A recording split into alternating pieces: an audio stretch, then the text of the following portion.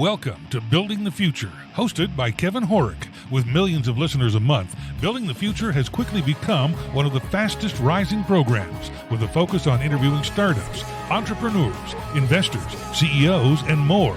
The radio and TV show airs in 15 markets across the globe, including Silicon Valley. For full showtimes, past episodes, or to sponsor the show, please visit buildingthefutureshow.com.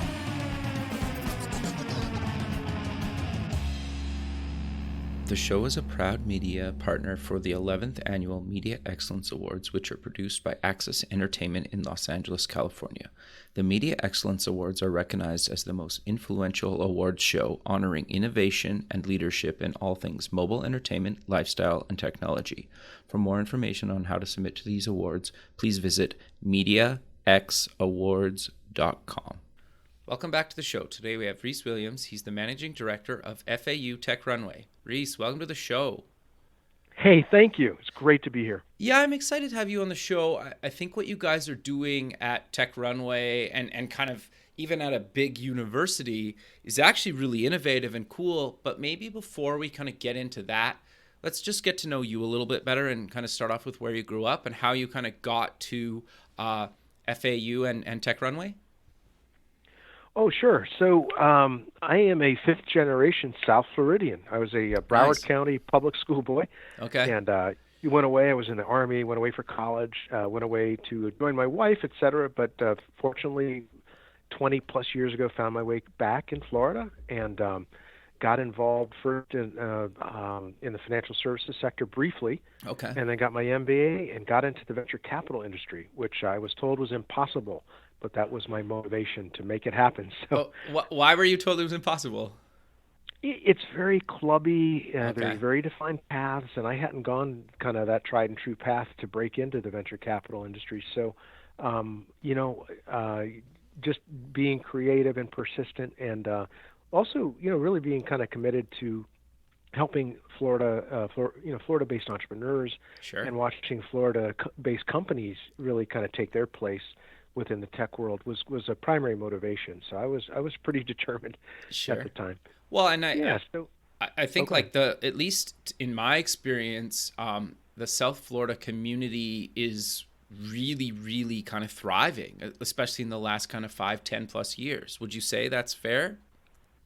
Absolutely. It's just exceptionally rewarding. I've been a part of this community, the one that you just described, for about 20 years or so. Sure. And, it was always full of very committed, driven people.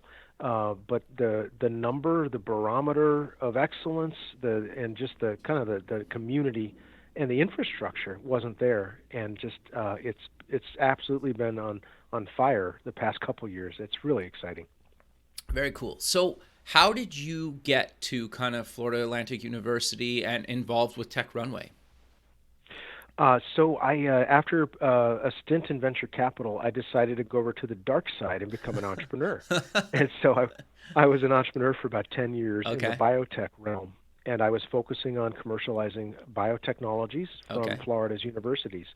And so focused on projects from FAU, University of Miami, Scripps, Florida, and a couple other projects I pursued at University of Florida.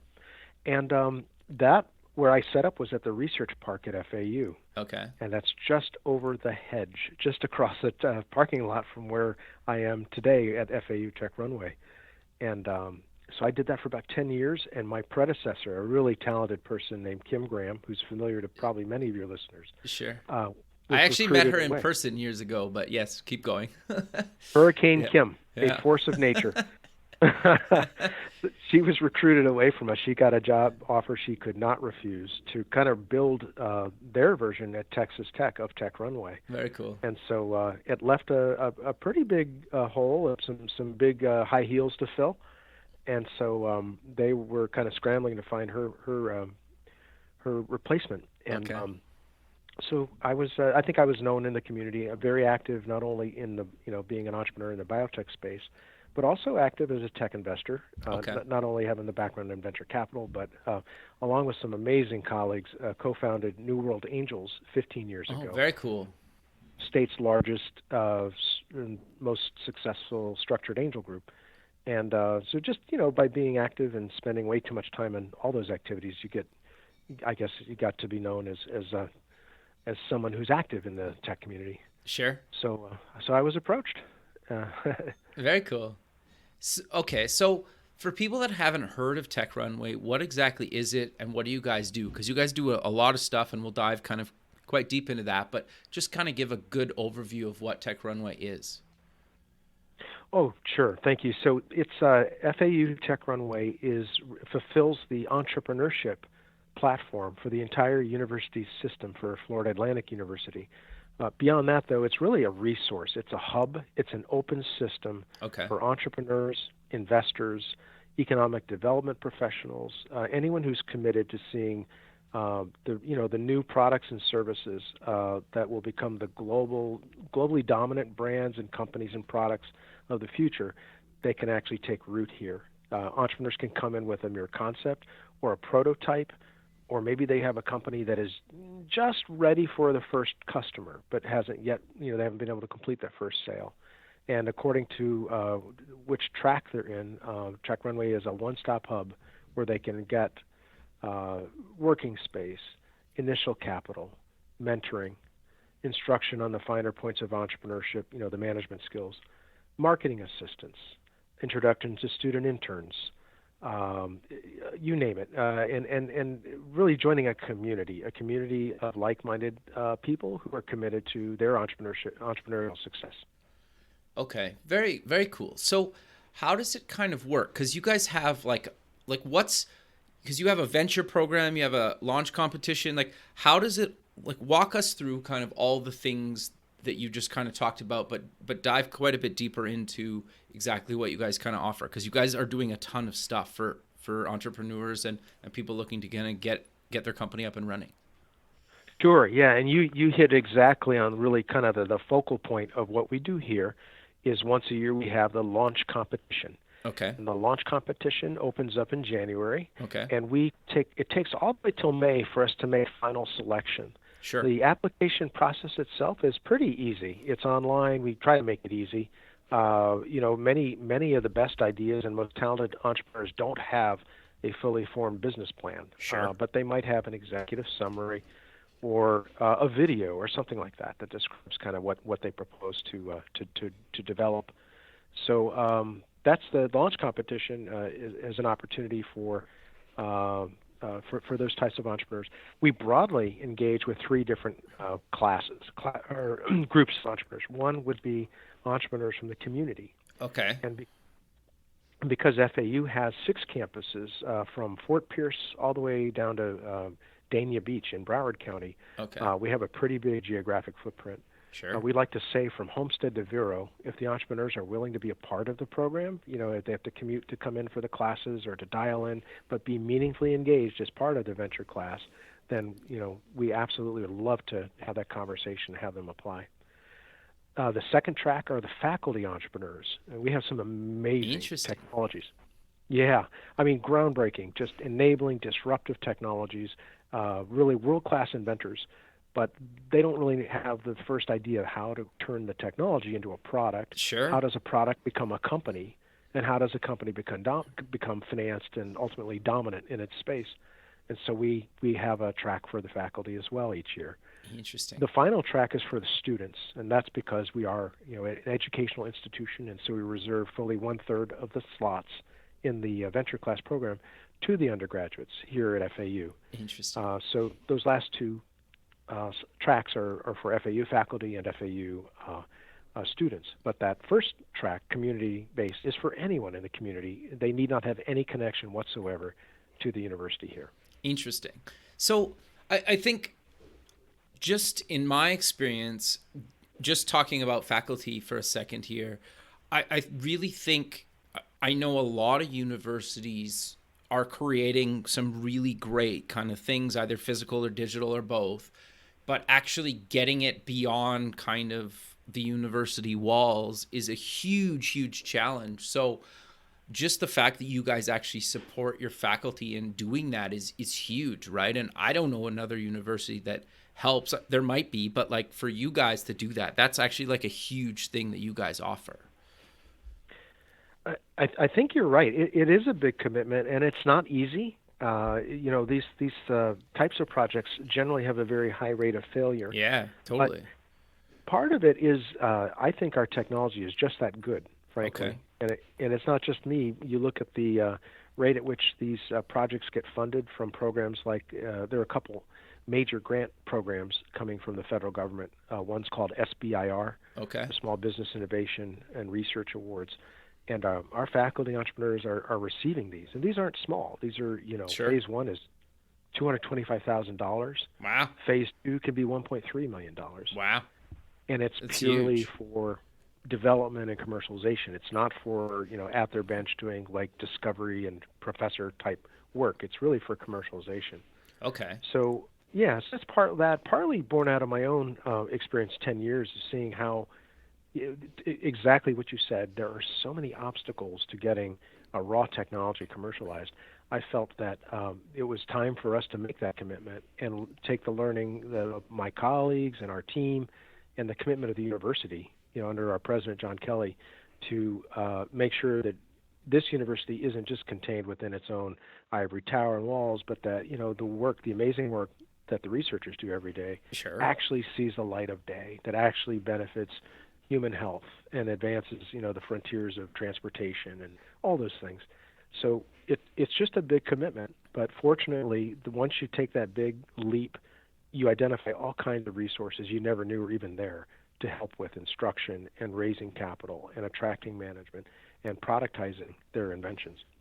Yeah, no, that's really cool. So for students, how do they get involved? Do they have to take a certain program at FAU, or how do they kind of get a part of Tech Runway?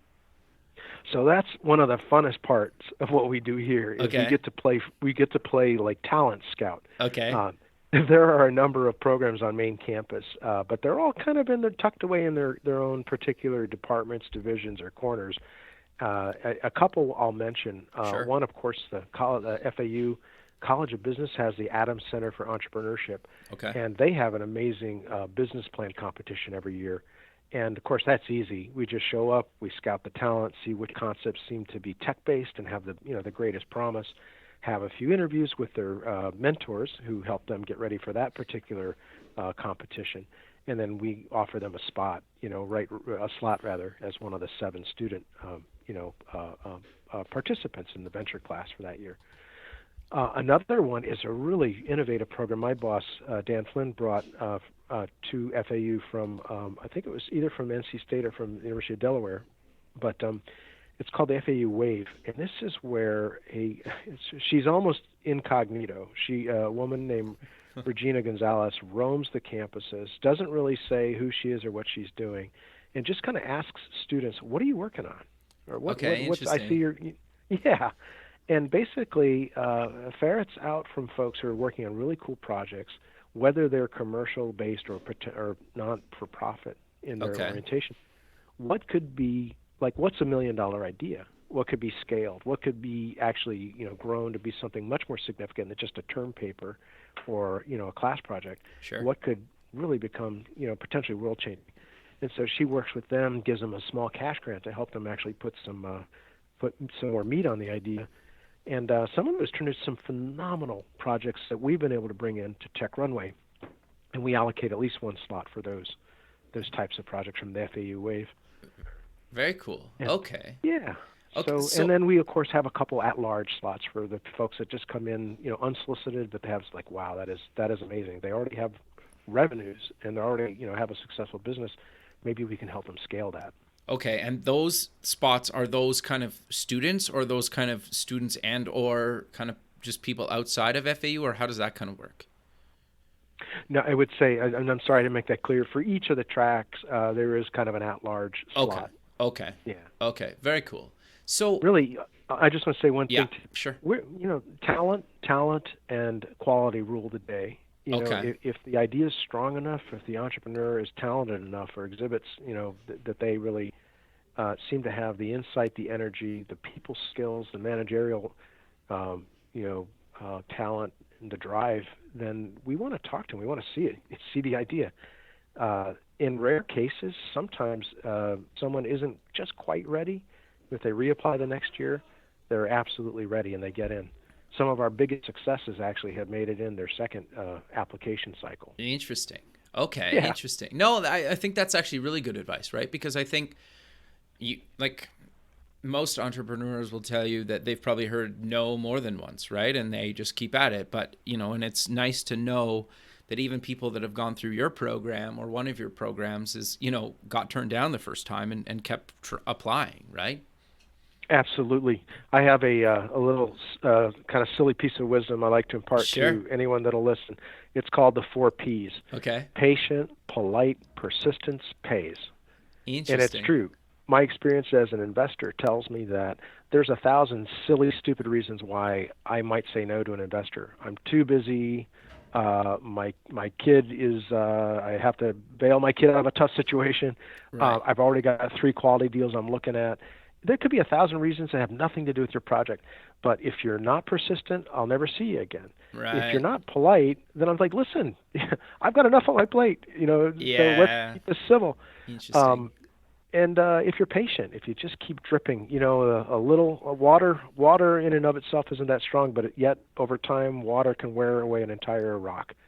So I believe that wholeheartedly. Patient, polite, persistence pays. That's actually really good advice. So how does the launch competition play into what we just talked about? Is it kind of tied together? Is it separate? How does that kind of work? You quickly covered it, but I want to dive deeper into that. Yeah, absolutely. So the launch competition, and we're incredibly grateful to our sponsors and donors and underwriters. We are a public-private partnership. We could not exist without the support of our donors and with our business mentors, and everything that the community brings and allows us to then give back to the community. Great entrepreneurs and great companies. So the launch competition, as I indicated, it'll select 21 companies and entrepreneurial teams, 7 in each of the 3 tracks we described. And so I have a panel of 20 experts that come from across the state, primarily from the investment field, the early stage investment field, meaning angels and venture capitalists, but not all. Some are from the economic development realm, or others are serial entrepreneurs in their own right. But I don't vote. I purposely take myself out of it, so we have a really objective screen and ultimately decision on who gets selected for the class. So the 21 winners, all of them then morph into what we call the venture class, that year-long program. Okay, got you. And I hope you ask me what the venture class is. Yes, that was going to be my next question. So I guess what exactly is the venture class? I'm glad you asked. So it's a year-long program that gives what we hope is everything the companies and the entrepreneurs that run them need: free working space that they can expand in the collaborative working space in addition to their cubicles, where they can have interns from the main campus come in and work 24/7 if they wish. They get access to our facility. Very cool. By the way, we have a 28,000 square foot facility here. It's a converted warehouse. Used to be a hurricane glass manufacturing facility. Oh, interesting. Wasn't even under air when we acquired it 4 years ago. Okay. But now it's comfortable and it's got everything an entrepreneurial team would need, and it's big and broad. It's a white kind of blank canvas that they can kind of build their dreams in. So they get free working space. They get the best mentoring program on the planet. It's called. We licensed that from MIT. Oh, wow. The highlights of that program are 2 things: team mentoring, not just one-on-one, but doing it as part of a team of mentors, which become their board of advisors, essentially, like a board of directors. They meet with them monthly. Wow. And those mentors monitor their progress. Yeah. Help them set ambitious goals, measure their progress against goals. And if the entrepreneurs gain the confidence of the mentors can also open up their Rolodexes and help make bigger connections in the community. The other key piece of that program is it's conflict-free. And what that is that we screen the mentors very closely, and the mentors themselves are imbued with the culture that they've adopted as their own, is that we are here only to help the mentors. Help the entrepreneurs. Sure. That this is a safe place. This is a safe space for the entrepreneurs, for them to admit what they don't know, to confess their sins and failings as a manager, to basically say, I'm frustrated, I feel like I should quit, I don't know what to do. This is a safe place for them to do that. And Very the mentors, cool. as long as they're only there for, altruistic reasons, then it works out really well. Sure. Very cool. So free space, mentoring, instruction. We teach them Stanford's Lean Launchpad curriculum. Oh, interesting. Steve Blank originated that. That's really the gold standard in Sure, entrepreneurship. very much so, yeah. Education. I-Corps has developed that. We'll be rolling out I-Corps this fall. Actually, FAU is now one of only 3 universities in the state that has been designated an I-Corps site by the National Science Foundation. So we're really excited about that. Yeah, that's huge. Congrats on that, man. That's great. Yeah, I appreciate it. It was a team effort getting that grant. Sure. So do you... And then, go ahead. Sorry. Keep going.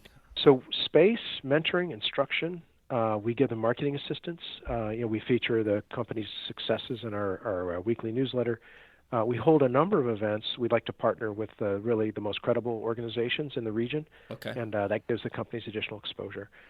We help them raise capital. Of course, I mentioned that's something that kind of an area that I come from. So whether it's introducing them to our angel group or in making introductions to other angel groups across the state, or teaching them how to approach grant funding, which is non-dilutive, or other competitions and awards. It's amazing how many companies can raise a significant amount of money, $100,000, $30,000, by participating in another competition that's across the country. Interesting. So we teach them all that. And other than that, just a community. Honestly, just being together here. Sometimes the faculty member who walks over to the community entrepreneur that's built and sold 2, 3, 4 companies previously can ask them, hey, what do you do in a situation like this? Sure. Sometimes that form of peer mentoring is every bit as powerful as the other expert business mentoring they get through our formal program. Interesting. So, and that is the venture class program, kind of in a nutshell. No, I think that's really great. Do you want to I want to dive into a bit deeper into some of the stuff you mentioned, but do you want to maybe cover some success stories? Because at least from an outsider's perspective looking in, you guys have had a huge amount of success with the program and companies that have come through the program. Is that fair to say? Yes, and I first off want to say that I've only been here about half of the time that the program's been in existence. So a big tip of the hat to my predecessor Kim Graham and her team and everybody she brought in to help build it. Sure. The mentors and everyone. But our companies these are almost final statistics, but they'll only go up, not down. But now we're in our 6th class. We just kicked it off in July 1st, so I'm including their numbers in this. But sure. 72 companies in 6 classes have raised $64 million in capital. Wow. Oh, sorry, $63 million. Yeah, and generated $64 million in product or sales revenue. Wow. They've created 351 new jobs. That's great. The full-time jobs have an average annual salary of $76,000, which is pretty good, for a clean, high-tech job. Totally.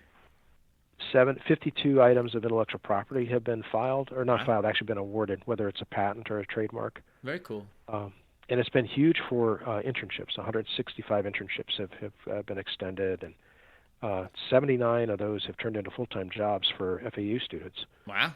So we're proud of these metrics, but again, I point to a huge team effort. It's the mentors, it's the instruction, it's the capital we give them. I forgot to mention as part of the program, the top 7 companies get a $15,000 investment from us, from the FAU Research Corporation. Okay. So that Very helps cool. as well. Sure. So do you guys get a percentage of the company? We used to not. We used to just give a cash award. We did some study on that, and we said, we'd like to provide the entrepreneurs an opportunity to pay it forward, which is to say, if we give you $15,000 in capital on really easy terms that we don't set, that you would set with the next investor, the outside investor who wants to, purchase stock in your company. Right. If we get the same terms, would it be acceptable for us to convert that $15,000 into, stock, so that if your company does extremely well, if it goes public, or if it gets acquired, or if you buy the stock out, then we would take 100% of those proceeds to help support other entrepreneurs that come after you. Sure. And so we did that. We took a careful survey, and to a person, everyone said, absolutely. It's not even the amount of money. It's everything else that the program, offers us. So absolutely, we are more than happy to pay it forward. Very cool. And so we just did that this particular class, the Venture Class 6.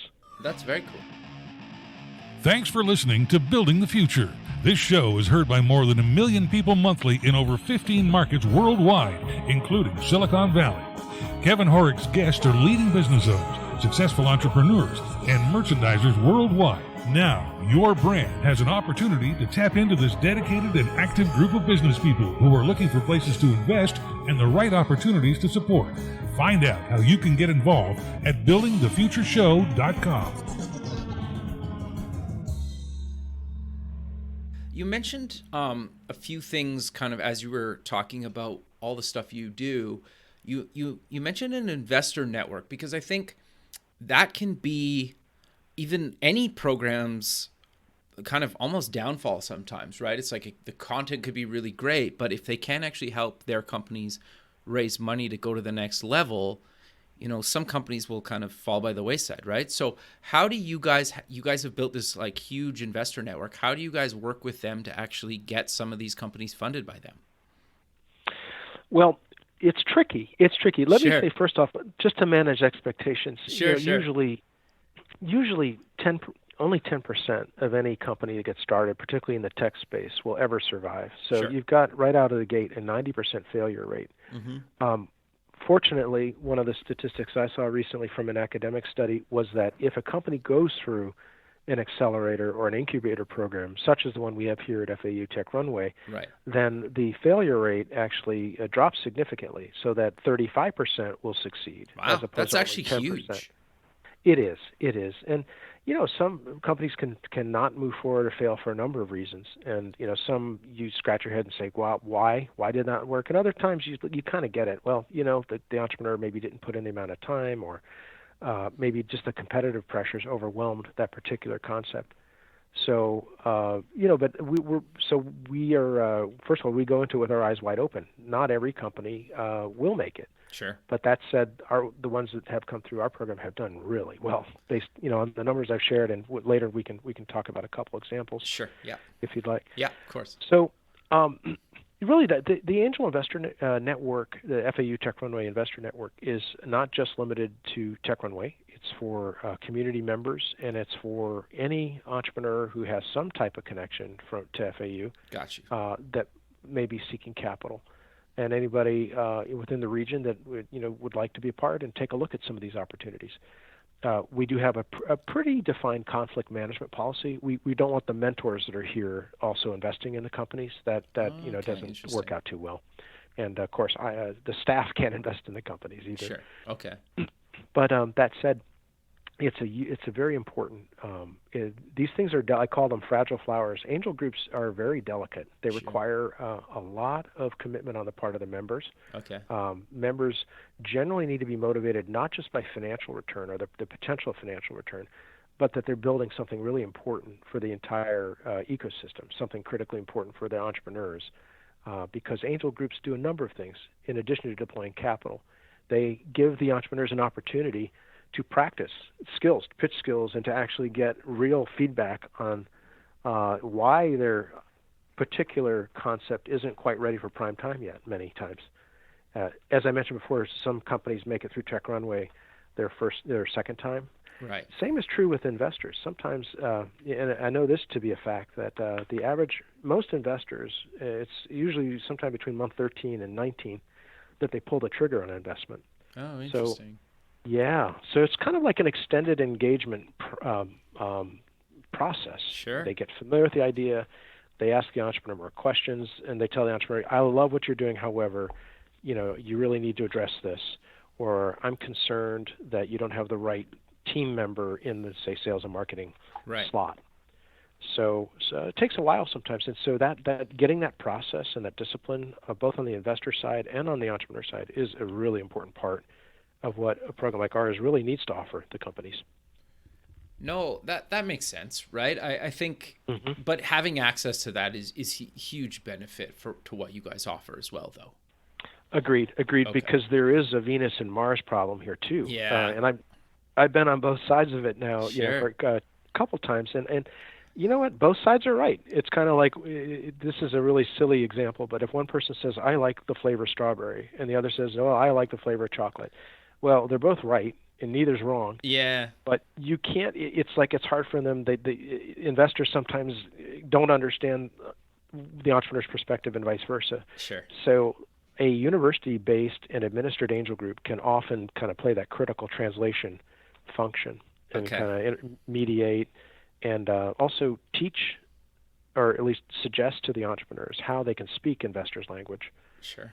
And vice versa. We can explain to the investors why this is particularly important to the entrepreneur to protect a particular provision, or why we understand how normally this isn't something, this particular stage of company might be earlier than you. But however, if you really understood where the technology roadmap is leading, you'll recognize this is an opportunity you will not get anywhere else as an investor. Interesting. No, I think that's really good. So you guys also do an outreach program. Do you want to talk about what exactly is that, and how did you guys kind of come up with that? Oh, absolutely. I think you're referring to Tech Garage, Yeah. and it's a wonderful partnership, and we absolutely cannot take credit for the concept. A really wonderful human being named Scooter Willis. Yes, that's his name, Scooter Willis. Okay. Who is in his own right an absolute brilliant biostatistician or bioinformaticist. I forget how I would characterize that. Okay.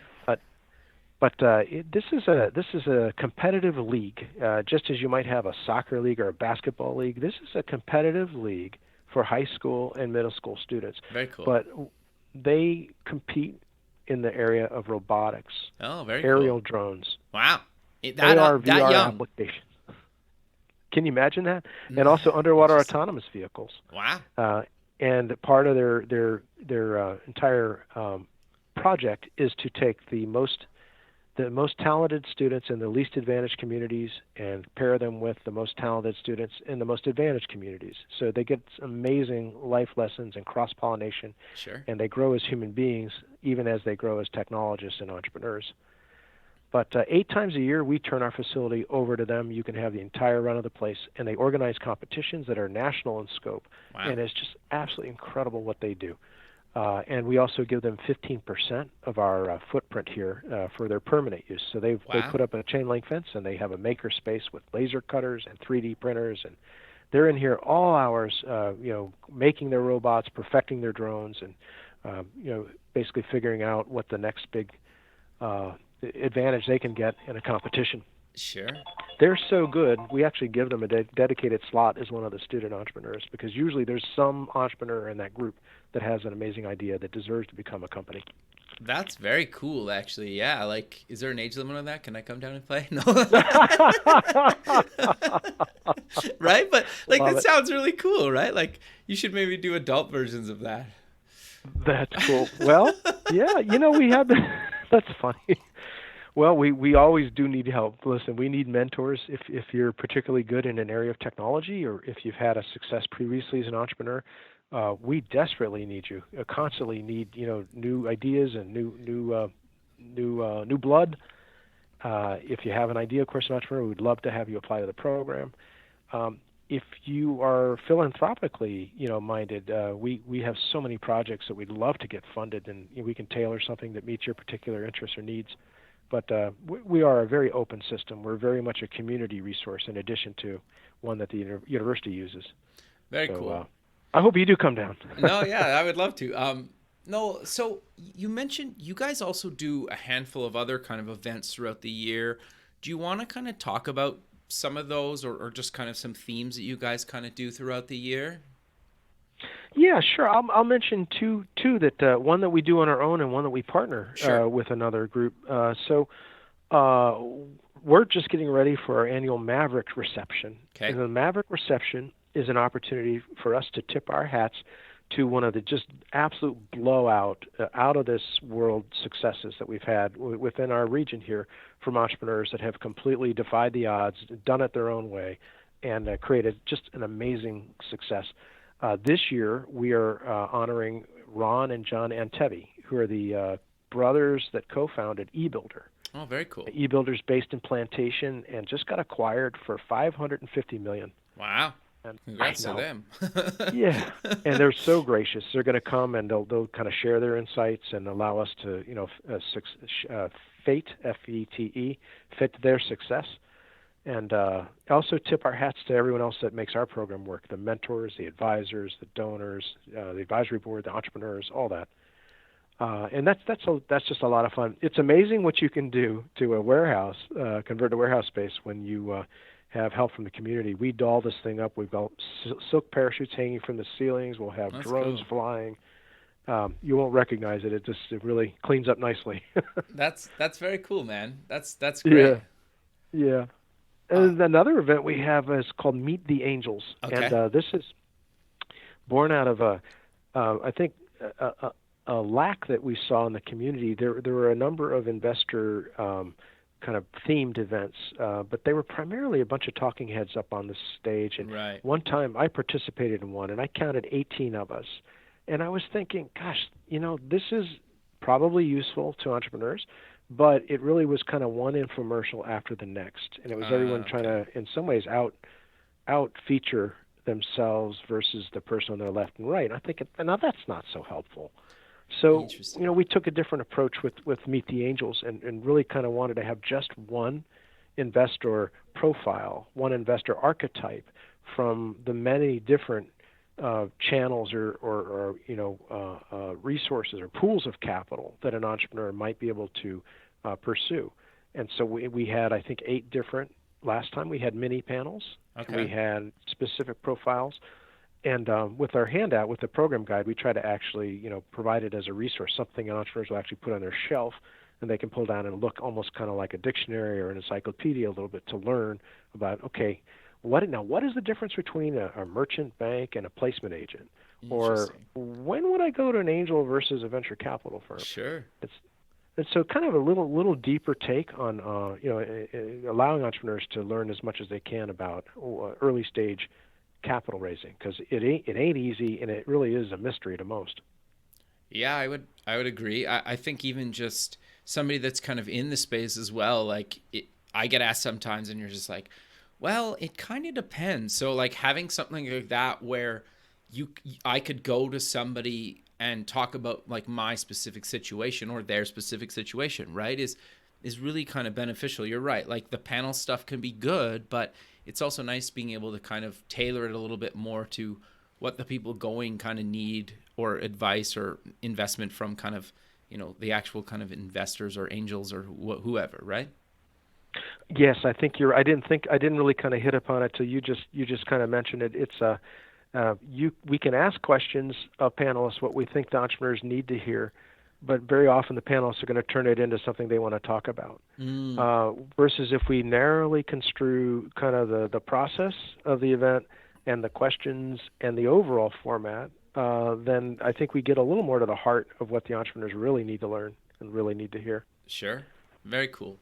So I do want to make sure we have some time. So do you want to talk about some of the successful kind of companies or startups that have come through any one of your programs? Because just looking online, there's a ton of them. Do you want to maybe showcase some of them? Oh, absolutely. Sure. Well, let's take a student success. And this is really, this talks about, I think speaks to the success of the entire university community, and but also the broader community. A company named Betabox, Bedabox, recently renamed Shipmunk. Not Chipmunk, but Shipmunk, and it has a really cool logo to go with it. Is a company that was started by Jan Bednar. Jan was an international student from the Czech Republic. Oh, wow. Came to FAU. Yeah. And as I understand it, it was hard for him to, actually focus on his studies because his cell phone kept ringing from Europe, his colleagues, and he kept getting emails and texts, and they're saying, Jan, I understand you're in America. Please ship me the latest iPhone. Sure. Hey, I need this component, XYZ. And he kind of realized, hey, there appears to be some demand here for almost like a purchasing service, a buying service for international students. Sure. And so he launched Betabox then, and Shipmunk now, kind of on that initial premise. But like any great entrepreneur, he learned quickly to, had his antenna up for the bigger opportunity, and also learned to pivot quickly. And the other gift I think Jan as an individual, was just being eminently receptive to feedback and coaching. And so he won first place in the FAU College of Business's business plan competition. Very cool. Run by the Adams Center. And then that parlayed him to be FAU's representative at the state level, the statewide business plan competition. He took first there.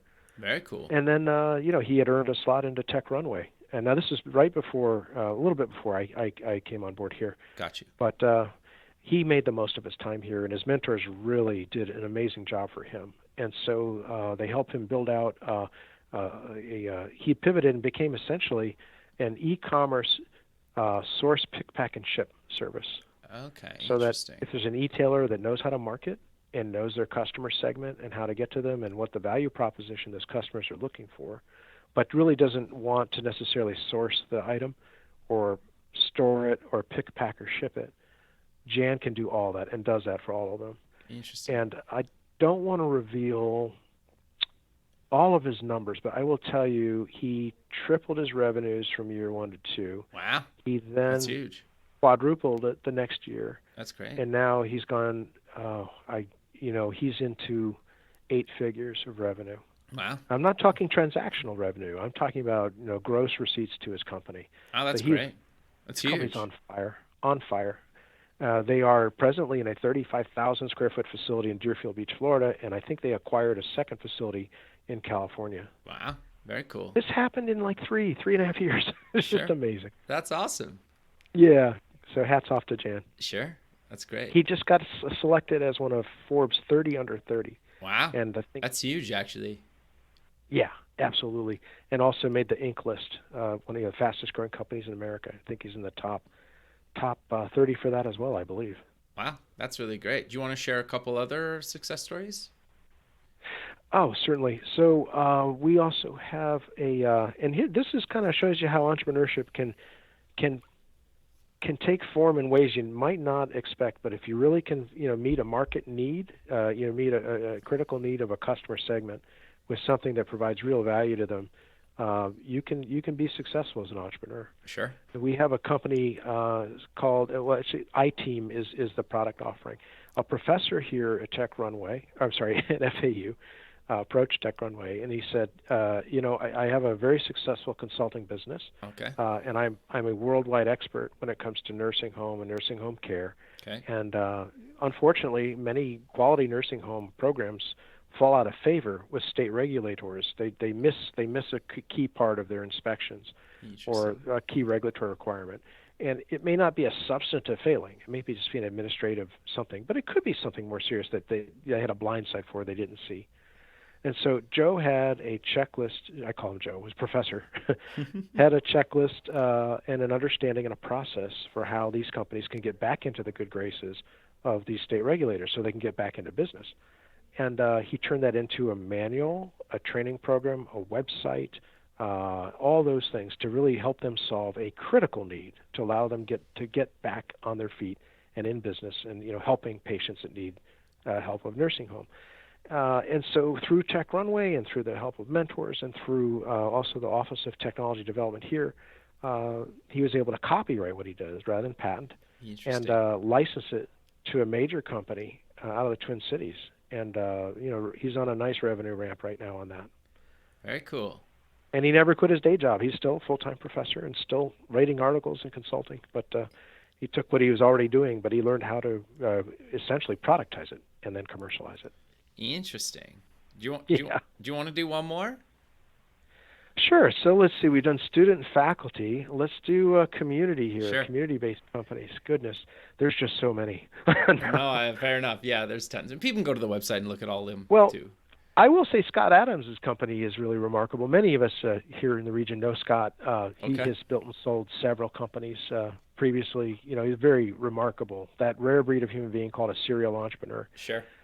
But came into Tech Runway here, primarily for space and for the connection to the community, and access to interns, and talented interns that folks really have the skills that they'll need moving forward. And what they are doing now is creating essentially the command and control systems for not one drone but entire fleets of drones. Oh wow. Yeah, for law enforcement, Sure. for search and rescue, Sure. and also for environmental monitoring. Interesting. Just two quick examples. The next time some teenage boys decide to take a boat out in the Atlantic Ocean and wander too far, fortunately, there may be a resource for them by just dispatching a fleet of drones. They might be able to find those, stranded mariners, quicker than traditional search techniques, Wow, and that's at a fraction of the cost. Sure. Yeah. Wow, that's huge, actually. I think so too. So you can do well by doing good. No, that's interesting. So you've been obviously kind of on the investment side. You've worked with startups through kind of your whole career, and obviously kind of what you're doing at FAU and Tech Runway. But what advice do you kind of give people on what you had some really good advice with your 4Ps. Like, what other advice do you kind of give people on kind of any stage of their kind of career? Maybe from the startup side, and then maybe if they're from the investment side, if they're looking to be an investor or they are an investor. Okay, yeah. Put you on the spot. So on the entrepreneur side, no, I have to say, I was first an investor, and then I was an entrepreneur, and while I was still an investor, and now I'm becoming an entrepreneur all over again, but through the eyes and experiences of 72 other companies. Interesting. Yeah, and I have to say it's really a wonderful period of time now for me personally to reevaluate what I thought I knew. Okay. That is through the marvelous program I mentioned before called iCore. Okay. iCore takes the best kind of instructional techniques and learning from the Lean Launchpad. Yeah. Steve Blank and Eric Rhys and Stanford University helped kind of popularize that. Sure. But I think those lessons, most entrepreneurs learn those or really have the courage to jump in and really figure out the critical lessons there. One of the key tenets is most companies fail because they make products that nobody wants. Sure. That sounds so simple, but it's so hard to apply, and it's so hard to figure out.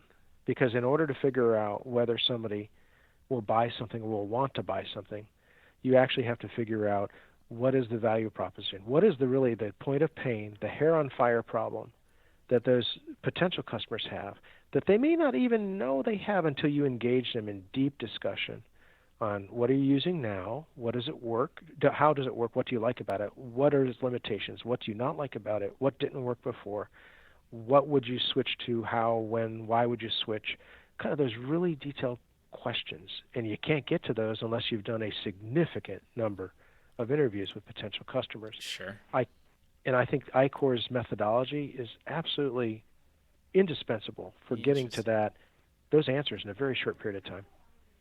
I think that's really good advice, actually, because you're right. Like I think if you can fail, like you will have failure as an entrepreneur. It doesn't have to be a negative word that it's portrayed, right? But if you can learn and maybe make less failures because of something or learning from somebody else, I think you're better off, right? You're absolutely right. And to add to that, I think most entrepreneurs and inventors are either technology driven. They come up with a technology and they assume that they know how it should be applied or how consumers will want to use it or what problems it will solve for consumers because it seems obvious. But you know what? It's not. It's not obvious till you get out and ask customers. Sure. And then the other is sometimes entrepreneurs can be kind of slaves to their own experience. That they've had a particular frustration and they assume that everybody has had the same problem. But it's really contextual and it really depends on which particular customer segment desperately needs what you have. But it's because they've identified the problem, not you, and then which one can actually pay for it. Sure. No, exactly. And then there's nothing wrong with pivoting either, right? Like that's also kind of portrayed kind of negatively, but I think every business ever is pivoted at some point or added or changed kind of their core business, right? At some point, or maybe not necessarily their core business, but they've added things like it's something that if a company that started 100 years ago, chances are they're not doing exactly what they did 100 years ago, right? So I think just trying to break down some of the negative context of some of these words or these ideas, like they don't have to always be so negative, at least in my opinion. Have you found that as well? No, I think you nailed it. Absolutely. I think pivoting should be celebrated. Pivoting is an art. And pivoting should be a constant process of renewal. Yeah. And there's so many. I would recommend to all your listeners, and it's nothing new, but Eric Ries's book. His last name is spelled R-I-E-S, The Lean Startup. Yeah, it's a great book. He goes through a number of different types of pivots. Yep. And you're constantly evolving, because also your customer segment. Once you get the first one's paying, you then want to move on to the next customer segment, the more profitable one, or the one that buys more often, or buys a bigger ticket item, or needs a complete solution. And that all requires, a series of micro pivots. So I agree with you. I think it should be destigmatized, and really it's an art that every successful entrepreneur needs to learn. No, I 100% agree with you. But we're coming to the end of the show, so maybe let's close with mentioning where people can get more information about FAU and the program and Tech Runway and everything we kind of talked about today. Well, I think and thanks for asking. We'd love to get to know everybody who has a passion for entrepreneurship or supporting entrepreneurs or investing in entrepreneurs. We really hope that there's a way for everyone to engage with us. And it's all about people at the end of the day and relationships. And so we'd love to start that journey with your listeners. Best thing would be to just hit our website and then also subscribe to our e-newsletter. We try to keep that current and relevant, and that's the way they can keep informed of events and deadlines to apply if they're entrepreneurs, and if they want to become a business mentor, work on a team with others. That's all there. That's kind of our portal. The website is Tech Runway, all one word, .fau.edu. Perfect, man. Well, I really appreciate you taking the time out of your day to be on the show, and I look forward to keeping in touch with you, and have a good rest of your day, man. Well, I really appreciate it. It really made me think hard, and I appreciate you for your commitment to this rare breed of human beings we call entrepreneurs that really make the world go round. Perfect, man. Well, thanks again, and we'll talk soon. Okay, bye. Okay. Thanks for listening. Please visit our website at buildingthefutureshow.com to join the free community, sign up for our newsletter, or to sponsor the show. The music is done by Electric Mantra. You can check him out at electricmantra.com and keep building the future.